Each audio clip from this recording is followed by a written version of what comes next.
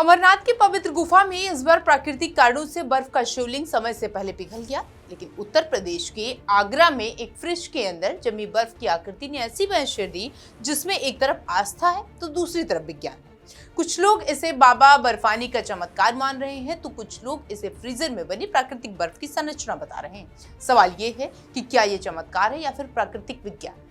दरअसल आगरा एक साधारण सा घर, लेकिन इन दिनों यहाँ असाधारण सी भीड़ जुट गई है। वजह यह कि घर के फ्रीजर में जमी बर्फ की एक ऐसी आकृति जिससे लोग उन्हें अमरनाथ के हिम शिवलिंग की याद दिला दी। परिवार वालों का कहना है कि जब उन्होंने फ्रीजर खोला तो बर्फ की एक आकृति शिवलिंग जैसी दिखाई दी। धीरे धीरे ये खबर पूरे मोहल्ले में फैल गई और देखते ही देखते श्रद्धालुओं का वहां पर तांता लग गया।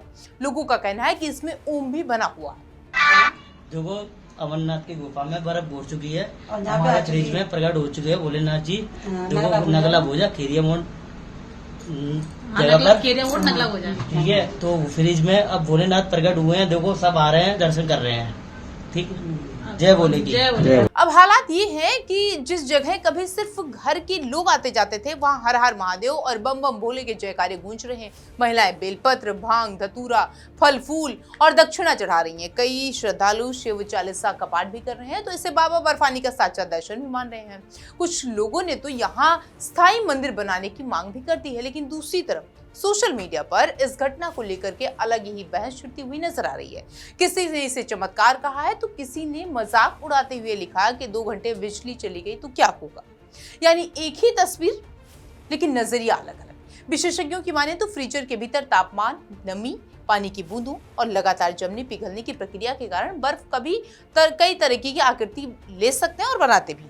विज्ञान इसे प्राकृतिक प्रक्रिया मानता है, लेकिन मनोविज्ञान ने एक शब्द दिया है पैरेडोलिया, यानी इंसान का दिमाग किसी अनियमित आकृति में भी परिचित चेहरा या धार्मिक स्वरूप खोज लेता है।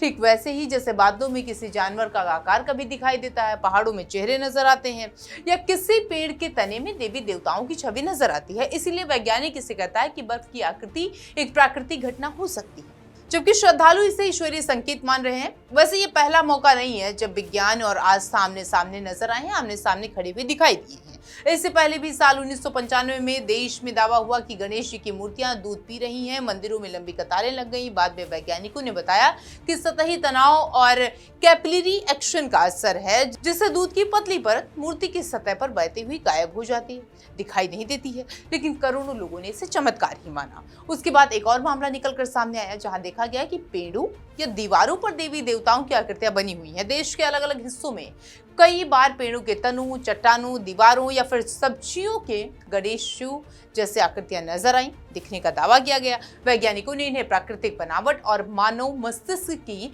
पैरेडोलिया प्रवृत्ति बताया, लेकिन आस्था रखने वालों के लिए आज भी ये दिव्य संकेत है। खैर, आगरा में इस तरीके की तस्वीरें निकल रही हैं। एक कुछ श्रद्धालु हैं जिनके लिए ये बाबा भोलेनाथ का आशीर्वाद है, तो दूसरी ओर विज्ञान है जो इसे बर्फ बनने की सामान्य प्रक्रिया और मानव मस्तिष्क की व्याख्या मानता है। सवाल ये है कि आखिर कौन सही है। सवाल ये है कि क्या हर प्राकृतिक घटना में आस्था का रूप देखा जा सकता है और हर आस्था को सिर्फ विज्ञान की कसौटी पर परखा जाना चाहिए।